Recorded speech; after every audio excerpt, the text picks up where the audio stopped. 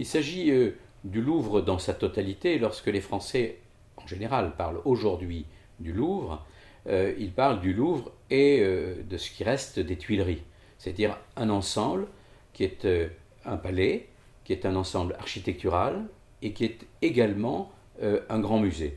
C'est donc à ces divers titres qu'il faut envisager le Louvre.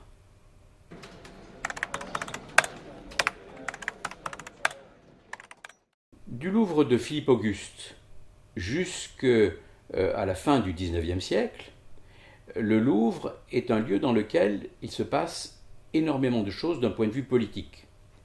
C'est le lieu du pouvoir royal, un peu plus tard et partiellement au moins le lieu du pouvoir impérial, et un certain nombre d'événements vont s'y dérouler. La Saint-Barthélemy, la mort d'Henri IV, et jusqu'au moment où les souverains au XIXe siècle vont fuir par le Louvre, comme c'est décrit lors des révolutions de 1830 ou de 1848. Et puis, il y a un moment important de la fin d'une partie des Tuileries, c'est l'incendie à la suite de la Commune de Paris.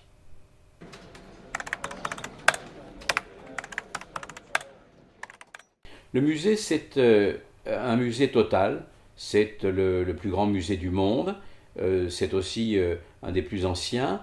Quand je dis total, ça veut dire qu'il y a des collections qui sont pléthoriques, mais également qui portent à peu près sur tous les sujets. C'est un musée qui reçoit aujourd'hui plus de 8 millions de visiteurs et qui est capable de se renouveler à peu près sans cesse. Et donc,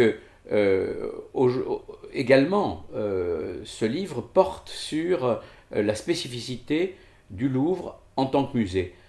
En conséquence de quoi, on a de l'histoire strictement politique, mais on a aussi, à travers le musée, à travers le Louvre, une histoire culturelle de la France, mais aussi du monde.